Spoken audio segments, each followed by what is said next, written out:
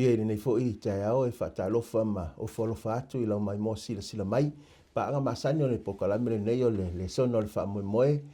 Le ngata I leo nisi o le uruai teimilea. Ua mawhai o na maua mai ele tātou whaasoa le nei po le suenga le o le tuspa ia. Ma o le so le sono lo na se fulu nei wa tātou taunu mai ai. E fia e whatalofa, matalia fia mai o ele wopele. E suenga o le so. Au li amataina o le tātou talu mo le atu I le tua. Ila na ta inga mo le suenga o lana fionga ni tai au tātou talu. Le tua e mātou te sa ili atu ilo no fuari nei tai au fau. Tonga ina le atua le baptisonga le ngang pa ia fa una io mātou tangata o le afa o ngā. O ni me whai ngā ruenga le atua e folfola ina mwhaaso atu lo fina ngalo. Talo fo I mo wo ma pa anga masani o lau nei Paul Kalame. E manisi fo I o le roi taimi o mafuta mai le atua talo ia whapeo na iei lau whamonianga. Mātou whalongo ia o e whetalai men nei tai au. I lolo aso whapele Yesu. Wa ole mavala au atua nei. Amen. Amen. O le wa tātou taunu mai le suenga po le sona numero se fulu. Te mai tau mai o le wa tolu nei le sona lo tutoe. I ona wha mai a foila I o lo tātou suenga le tusi o kenese. A lo tātou iai nei I le tala e whatau le aingo apera amo. Le o mawai atu apera amo. I sa ako a leo la tātou whau au. I le tala I le tama o Iakopo. Lea sa tātou a matamai le vai aso lea ua tuana I atu. O le aso lea wa wha autuina le suenga po o le wha aso o le so. O Iakopo, Israelu po o le wingo se isi whaamtalanga o le suina o le ngo o Iakopo e le atua ma ia Iakopo ia Israelu le na mafuai tupunga mai le nu o Israelu e peo no e te fia mau tātou ilo I totonu o le tusipa ia o le mau autua o le vaiaso le nei o lo mau e le kenese lo mtau pe tolu se fulma le lua se fulu ma le valu tuatu le vinoa le sunga le whengainga vine te whaitau mai le tātou maulea. Na whapea mai lea o ia e le toe ta ua lo wingo Iakopo au Israelu. A wae pei o se li iwa e whinau I lea tua. A toa mtangata ma ua e manu malo. Whafteia wa e taua wa o le swinga o le ingoa o Iakopo anga I le ingoa Israelu a e te mai tau mai lau uoea I le suenga. O le vaiaso na te neisa whaatai I le e ui le tele o le tamau ainga na fo I mai ma Iakopo ma le ingo la pana. Lena sa wai ma le ngata o Rasela ma lea ma le whanau ma le tele o le tamau ainga. Ai o le va ainga o pito I sili o na vai e nei o le fefe lea po o le matau o le loto o Iakopo le la filo inga wa le la whaasolo le tātou mai moanga malona uso e sau. Ma e te mawai I le Yeremia rom tau po se fulu. Lona whau po e fito lo ieri whaamtalanga I whape nei. Ale tu se Yeremia awe. Awa o le aso tele lea. E le aiso na tusa o ona po lava ia o le puapua ngā o Iakopo. Ai whaola ina ai o ia. Whatu se ina le teimio li unga I whate tau I teimio puapua ngā Iakopo ono le fefe ma le matau. Ai ili tala ma le vaenga mo mole le atato whasolo ero suenga o le so. Ua whaautu ina o le whanga tua maletua, whanga tua maletua. Lau sunga le whenga vine se e te tala whalau tele le mai moanga lea mo moa le tato suenga o le so. Te lole, teimi le leua, ta pena ia, tangtane o Iakopo tau ne fo I lona inga. Matau leo le, na luesio le, o ilana me se lo la va molonoso. O lo la tupu I le me le o le fefe mal mata. Pe o na e sao no. O le saungi la e na tangi e le tangata le le tua e mai na whaari e le tua ma tawivi ma le angel. Ma le lo tangata le angelu na wina me le tua. Ina wa mai wa ina lava la. La fai al finunga le wa o mele o le fanga tua tu so la e wrestle ma le tua. Ma le angelu wa mele o tala tangata de yo. Ia ko pota o tele tu lava o e se ia. Se ia whamanuia mai. Foi langa rua manga o mia le ao la vea ia le tua ma le toi whamanuia mai o le tua e le ia lui. Le wha whailoa I langa o le O le manatu foi le whawhewhewe e toi fo i ono lona usu. A o lo lan whamanuia mai le tu. E o le se me toi pole. Ia o le winga na o le whamtalanga o le whinaunga a le tangata nei o Iakopo. Mai a tala Iakopo o te le tu ua oe. O ngiskai. E mōmia i kākou le mele o kākou. Na mia le kākou o ma whi ngau whakasi ma le atua i sosa mea. A onga i le kua i le whinga winga i kākou o meo leolanga. E ule le ia. Pe hui lau le fo i o Iakopo. O lai fefe Iakopo. A la vo sauni mailo na uso. I le awala whapto. E whailoa iai. E luaku la Iakopo. Langa leu whamanguia iai le angelu le anga mai le atua. O le ata lava leo le atua. E se me koe pole la whailoi. Ngau tā pena e le atua le awala. E fo i eilo naika. Whaftai? Whaftai e tau wae. A whai wawa ai totoa maloloto i le talale nei a Iakopo. Te leo mea sa ta mawhai lawa i lona marosi. E whatau nu wai mea uma ia. E folfolanga le atua ma le puipuinga lona ai ngau i nei le o to e talo sa. O to e talo ia Iakopo le atua. Ina ia mawhai on so le mawhalong Iakopo. O tawa ina uma atu le marosi ono le fefe. Ma le matau. E le isi a sumwhainga. E sili atu na lo le sulwhai sao i le atua o le au le marosi ma le pulo mea malava. O le la wa tatai mai loa le wa alu no umar finaunga le no malanga lola ia le o Esau o Iakopo anga iatu le filo inga malona uso Esau o mai ia tato le vaenga no lua la so to ina Chris i le filo inga le uso le o tato o mai ai se e fa so mai ni mai moanga tau mani le sona mfai no tato o in mai ai o le tau na o le tau i vinga ai foi a Iakopo ma Marangi.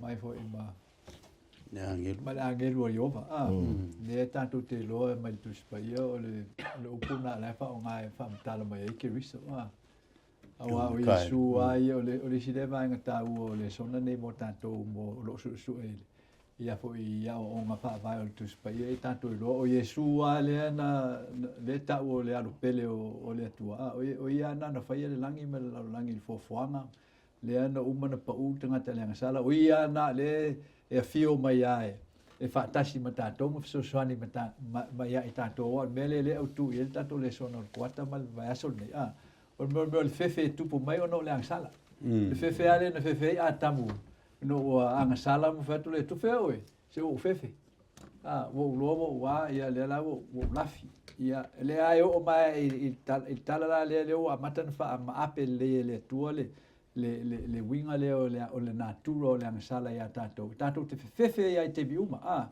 o le mele mana o le tua ia tatou mo mai le sona ia i tusi neo kenesi po le al tatou fefe ono o tatou vaivainga ia o tatou malolosi ono o lana folfolanga ono o ia o folfola mai mo na whailoa mai a tatou so le lai le whaile upu le ai fo ea kopo i le fo i le whai upu le e a foi todos fulu on fai ngoa atu le il tapule tolu on fai ngoa atu le Iakopo le be o penieli wa o fa pe ai no wi lo ai le tua o ma fisa nga i lava o la ve ina ngo le upo Iakopo o ma fisa nga i le tua o le fano o tanga tang sala ono o le tua e pa ia ma malu ma si es o tanga tanga sala sa tau no fano ia petai o le loftu no le tua le na le ona ona mafai o so fa ita wala le si mai i no felo ia fo ia Iakopo ma esa ia o le fa upunga le e fa mtala me tatu le sona mo tato le sona fo i o le mautino fa mangalonga fa mangaloina le tua ia Iakopo iona vai vainga le na laina na fa atu le tua ma autu il tato le sona Iakopo i matai tusi mama ia Israelu i matai tusi mafa fo ile ina ifa mtala mai ele le se ngaole o le ngai oinga al tangata male suinga mai ele tu lo no la pe a ona fa ma nia i langa sabalinga o lona tamo fai e sa ili te inga le tu lo no langa mo na i loai ele o ia o le tu le ona ia manuia o le tu le ona fai no na fa tonu ina vaenga ese o le wala unga le tua le te lo o Iakopo le o pasi o tu ia ile le whaamonianga a le atua lena ave ia Abraham. Ia malosi ngā whenga ngā le atua o iei tutonu whaamonianga la ia e lua na vae ngol whaamonianga ina ia uola mwhanwhanau matumu laulangi. E pe o whetua le langi o lana whanau. Ia ma le whanua, ma le lau le ele. E te fo e nia fo il nei lau ele atua. So le lai tausi e tau whai a kopo e tausi ai wona whai e ana wala le tatu lo ma vasero te. Wo whakongo whiki le amenga o le monguia. Ai anga whakai kali ai ova. Ia le lai whaapitala mai fo la lisi vaenga le i na ofitau ia. Wheloa ia kopo ma e sau. E tusa o le toe tino ina leo Salamo o Jakopo I lona whaoa po lona ave wha malosi ngō le manuia mai a e sau. Ia mai foifo e lumo e sau ma tau e sau o lona ali. Ia ma whae ngoa ia o lana au auna. Ia tusa o leo toe wa foi o toi fuli e Jakopo le wha monianga alon tamale na batu e ave mo e sau ia ona talia ma ele e sau fe Jakopo fa punga le o titiro atu Jakopo ia e sau I folingo e sau pe o fongo le tu ona o iai ma le fa manga longa alona uso ia le lai fa mai instead ole o le sau fa umitia ia o sau e sau opo ma fe asongi ma ftangisi ia ona fatau no ele o vaenga la e so tatu te lo ele mana ole o le fa maoni o le tua fa maoni o le tua tingan tatu vai ia ai malama le tua o tatu na o stangata o fai le fuefu ia ai o fa tino le tua lan fa maoni e so swani tatu o tatu vai fa tai taua le fa so wa o le mo tinoa na le mo fai le lenga le va ya kopo ma le tua ele ma fai foi ona maua le file mu le vao le uso wa le wa mata na ngalue le tu o le itaunu e ta wala pe le na tau faso ma fa puna se fu wa o lo atu fofonga e pe se I wa o lo atu fofonga le tu ma wa e fina ngalo mali mai ya ta wa mauti no e ya ko politalia ato o ia fa mangalonga le tu ale foto italia foi lo noso e ala la le foi fo ku fa pe ya sa ne pe le sa no ya sa tama mafusi ma wa la fa so ma o sia mata ngo fiele mta pule tosu ma tolo tuso kenese le lo ya ile vai moanga pole va inga le nei e so lo le mta upo tosu ma fa o nei pe se e se lola ia lo si o manga wa ave ai wa o nei lo fa uru tala ina o le fa le anga ina tina to tu le no lo sunga le fenga a vine se e sa no ile va inga le tato faso te lo le o te mile le wa ia I tono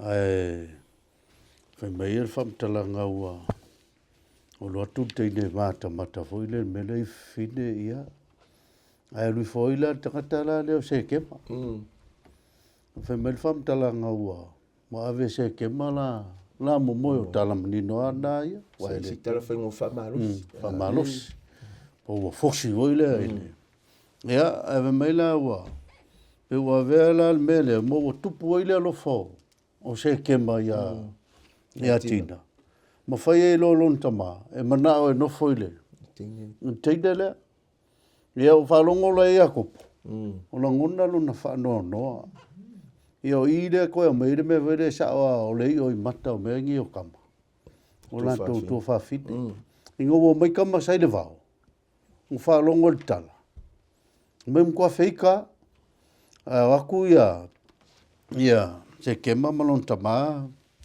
mai le mena o le pelo tama ina fai le ai le mfinga va ku la nga o tu manga nu e fa lu mai nai mato pe a fai ngo fo maskanga ka I lo sawa e le fa mai pe tomida e pe a me ve ka miki e fai ma me ula tangata pe o le mela nga le nga si o ile woli o le tala manino ve mai nga ua fai le mele wa ka lia e se kema malon tamam fai mai ala maola o le wala le e mau I kanga o kanga ngalanga mga o kanga le o tama le liro se kema no fo ia tangata Israel wala tau lo le mamalua o le nu o le tu o tangata nei wala tau lo le ia le fa manuianga le tu e maua mai ia kopo malana fa na o mafuanga na mai mo o lo la kala o mai ma ia tamatane e foi ka koka o ka mi lo foi ka konga vole ave se ia fa ma ia tamatane ai o le mea na fa faue e fa naua ai ako o le wala le mo e fasiotia ia ia tamatane foi mai le famtalanga pe fa te vava mai wa o tupu le malosi loto tama nei ma ua lotele.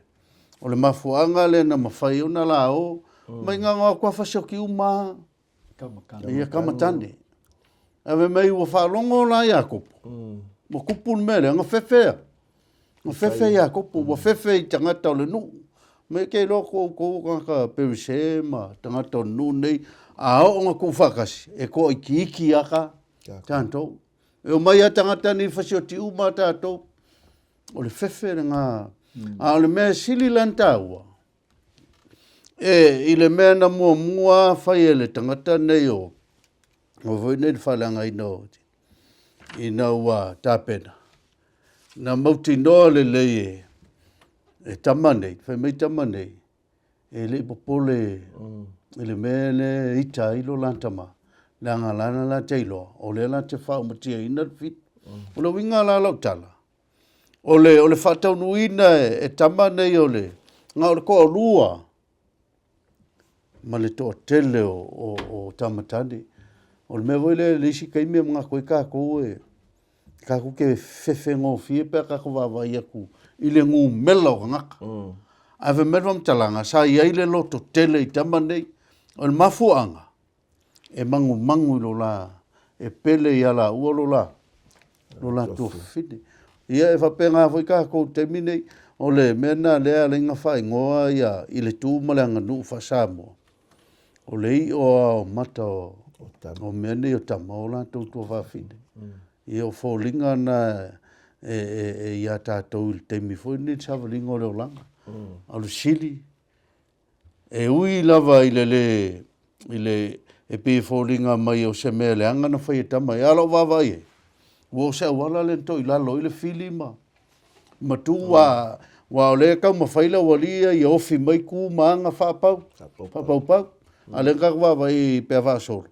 Ia nga whai i le whatonu ngā ia ko poe e se uma mena. Whaftai. Ta ua whaftai mo le vaenga le ta upule e tosfulu marwha le o tātou o wawai e whalenga. Ai a whai te atou te toe te palawa i tua i le teimina sola se mai Iakopo. O le whetalainga le atua ia Iakopo. Ai ina ua whailoa i le inga momo au te toe au mai o i nei peteli.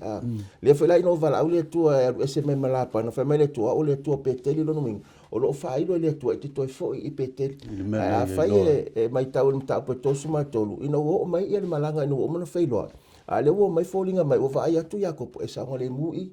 Le na le ro talo fa atau fa sfanu a pe o tamu fai e fa atau nu i lana taimi malana awala ai wale alu le mele sa fe trai le tu le na ma foi lo no tu pupunga le na ma foi no o fa italia i lo na fine le tina ma u fa le ngai nai ai paule o tu si atom ta po to su malfa e le ma wai le tu to nu na le fa metalanga o le mena tupu mal mena o ye ai o nei o se tasio tala i longa o le tuspa ia ona o le whaaleanga ina o tina. Ai ina ua umale vaenga lea. Ai a mata lava le mata upa tolu se fulu ma le lima. A mata lava le mata upa tolu su ma lima le whetalainga le atua le sa whai e. Whai mai whetalai atu mai le atua ia ko potula ia ina e alwa i peteli ma nofu ai. Mana tuola na tau nofu i rito ina. Leo whai mai tula i maru. Ai peteli. Le la o mai ei tātou le vaenga le ua o mai ei. O le tāpenanga lea e anga i peteli. Ia afianga le fa autuina afia matosina i fonga tupua ela no le lausunga le to ina samana se e fa so mai le vaenga le o ele tato so ta pe to suma fa o le malosi na o le anga sala le o le tua tato mai tala nei e ao ona o ina i tato pe ona o ina i le au patriarca ia mai tanga le malosi leo le sala le na sawa mai e tena no fatu o vete ai la ula le so te oti ai te oti ai lama le ala valae tanto te ai ala i fu ai o le fo o le natura sala le tanto ia o tala lesi nei tala ia kopo a mata mai lon tu ai a peramo le me fai au na te ese mai ata to vai ngol tangata a bere e ta waile le tatu titilo le vai ngai o le malosi la o le anga sala na le fa upu il tatu vai ngai o le fo le malosi o le fo ia tu ese o le fo ia tu ese o po fe al bela e anga e le tala anga le o isa ako ma Abrahamo ma Jakopo la tatu te ai i o lato o langa la e tu pua e pela o Jakopo na sawala sela ma mai ua non kama tama ia o isa ako foi le o mino Jakopo foi e lo na sola i o i fe foi Karana il melo e ai ngolon tama ia na lua e lotu fe ngai mal tangata o tonga fiti o bene o meu tupe mal tama ai ngol ka la pana ia no sa nga ia le malapana ia ai ana lava matoe le mata o Jakopo la pe fai vo le no fa ali e o va vo le i peteli e ma losi e Jakopo e ti nga na ui fainga tala ia ai na malia luas fulta usanga o au ngal ia tamano vo le molon tongi molon ai nga malan fa na fa mo yanga il tau fai fa tau lu ia folfolanga le tu ile folfolanga le tu ia fana o mai mesia a le ainga lue le tu i to tono tanto vai venga ia fa sao ata to mai le tau fai o ti Apollo tinei ata to pe o Jakopo a wala ese tau fai la pana e fa umatia no sola ia ai fa ali ele tu ve o e fez se cala le anga wa eso go fez tala el tamal na or kaba nga no ia malanga ia sa ho itau mai fefe le uso ai fa sao ele tu ia o vera o fetu le tu sao ia rupete awal melen tu fo ia tina ma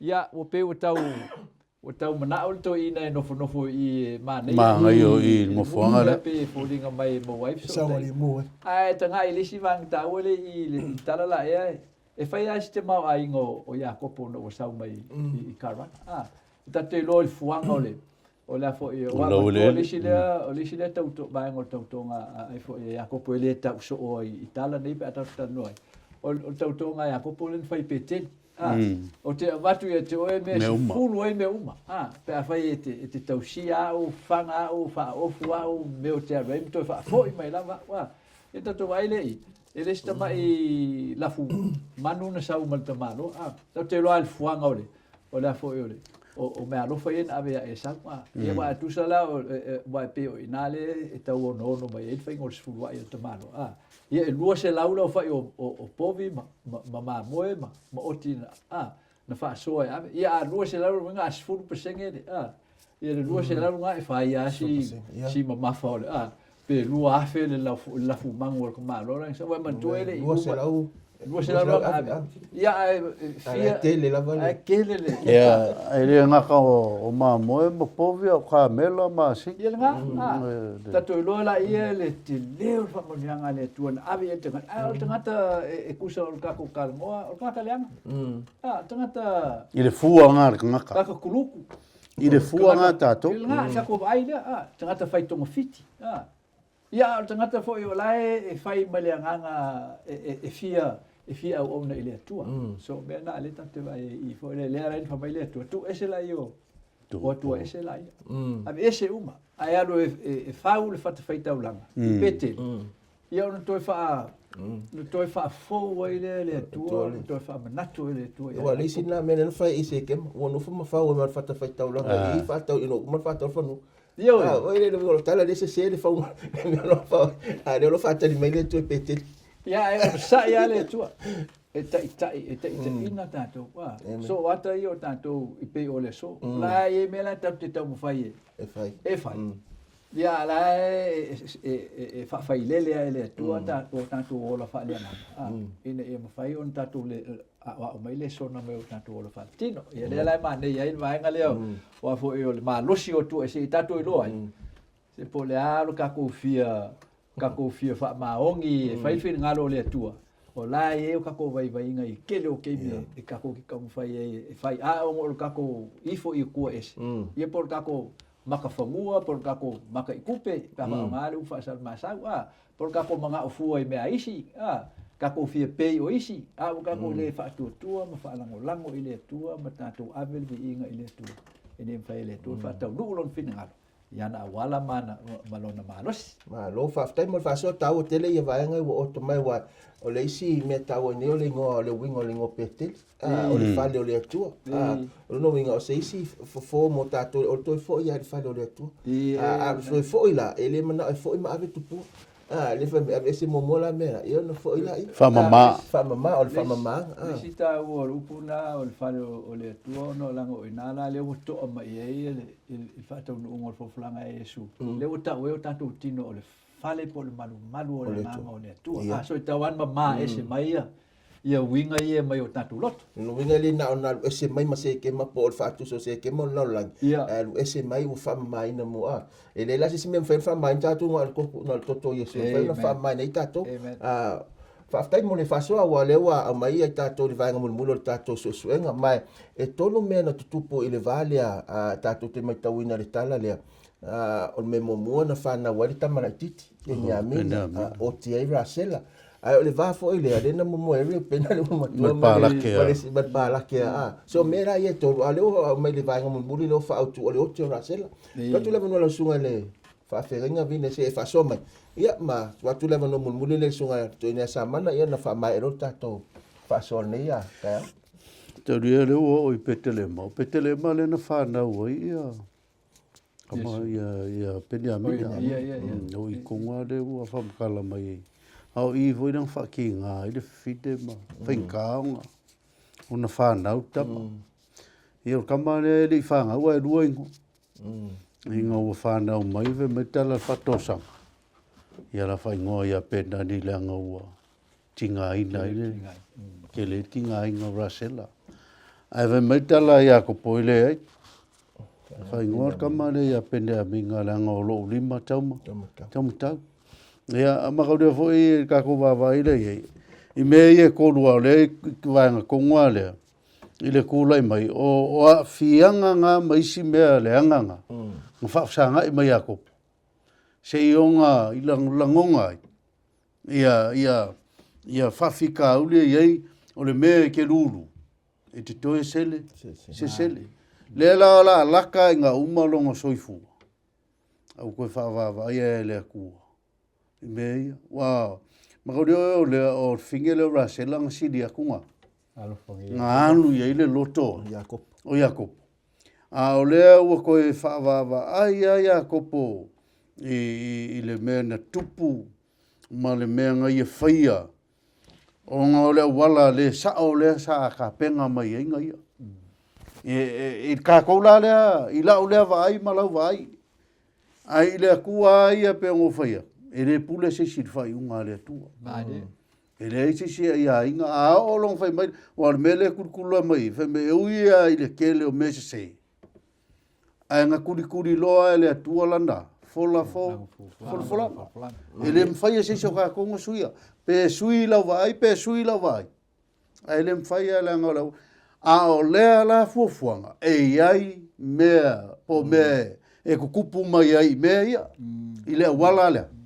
Ila wal tangata e kauanga iai ia se mea e koe whaasanga i ere kangaka. I nga iei loa i se se ere mere ngau whai. Vale. Ia war mela lea. Lea wai loa leia e tangata nei o Jakob. Ia o a fuange iai o le fidele o pila voi le palakea. O lea ua koe alu iai le makua leo. O rupena. Le uru makua ma le ui. Lea e kula i mai le kaimilea. O fōlinga ngā e ui i leonga fianga. Ma whangongoanga i le kaimilea. A o la e kai le atua ia. E le whapea ngā okir kama. A wai ui a ngā okir whiwhingi. E me mai kala, o ka ua leo le kala lea aiako. Lea ai. O ke manga o e whai ngore kama lea. O le kama o lo lima tamuta. Ia, ai a kako fua fua i merkala le atua. Na te tā ofi lona nuu i lea. I le 5 tauma, 5 taumtau, o le 5 malosi. Ia, o le whamaonginga o le kala lea. O le kama leo pengi aminga. Leanga koe alu e asi Iosefa. Ma manga o e Iosefa. Nga mafua inga o aku le aingo ya kopo. Mangongofo e kupiko. Ma saunga le mumei le onge. O ira le whamaongi ai. E Iakopo. O le kama leo longa 5 tauma. Taumtau. Ia, whawhakai. E le whapea e o mai whakasi amanguia i liskai. E sau ai fo i ma mea whare kongu i liskai. Whawhakai. Ia o le fuafuanga alawa le tua mo le whaoltanga. Mena rin ta o le fuafuanga o le whaoltanga. O na langa ele o tam whaile tua e whaola na se tasi. O le tam whaile tua e whaola atoa le ai ngā tangata. O e whaatuatua i ateia. Ina i ori i whanu. Ai maua leo le whaavau. Pela o vahenga i o tala nei le tatu tiro. Rasela la. Ia e oti. Waro wha uma i le tatu le sora le oti o Rasela. E oti Rasela o umana. Na la fua e Rasela tupua. Tupua.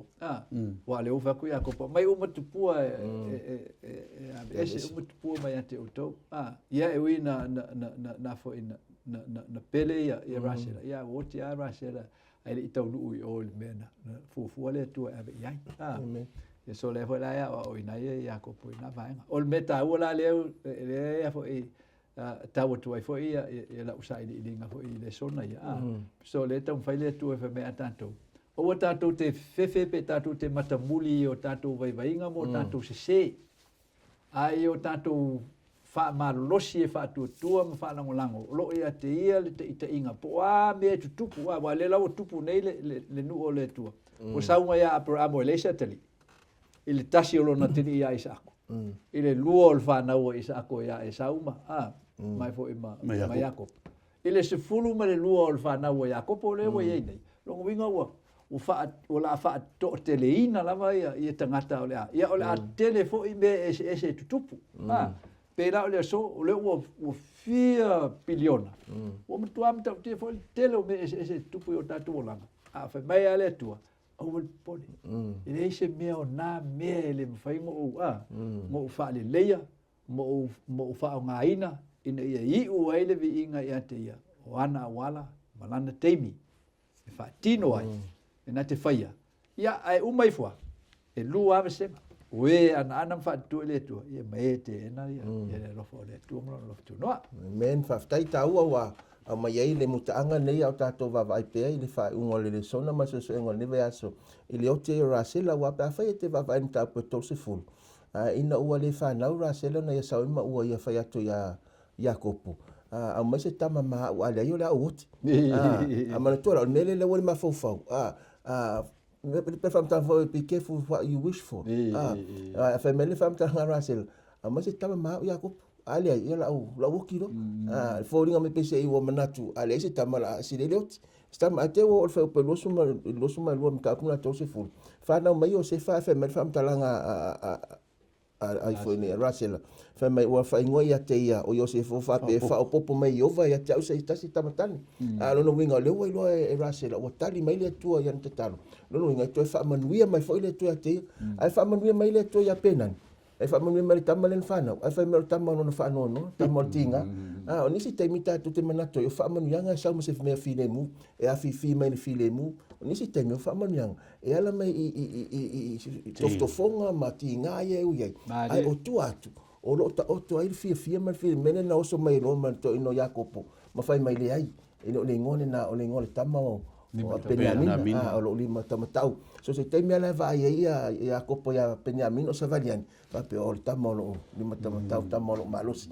a wa ese le ngole o tama lo fa no a wa le sa tau fa ngoi tama se fe au mo tato e ia te me fa manu mai le tu fa ngata mati ngai tato te u ile so o lo tu atu o lo ta o to le tala le le ma le tala ile langi ma le o le fa manu yanga le na silimo o maula o le nei aso fa manu le tua i lau whaafonga mai whamane whai le tua i sunga i whaiaonga nei le sunga i whaifenga ia vine sefo whape whai sunga to ina ia Chris Samana ua mātou whaasoa ma au nātou ina nei whaasoa le so la tātou whai o le talo le tua whaaftai mo lo whina ngalo lofa le nei tai au ma e whetalai mai au mātou whaalongolongo le tua i lau fionga ne tua te talo ia au mai le loto tele fa malosi mai le tua ma ia papatiso ina i mātou le ngang pa ia le tua ina mawhaino mātou tutua i te mi whainga tau le nei o langa man soifanga le tua i lau whamanianga i la tō uma ai wō paanga o mai mo mai fa pe fona e whamania mai le tua lau o whainga aluenga si o mātou toi whailua i le tua i le te mi whapene i le vai aso fau i lo lava sofa pele Yesu. Amen.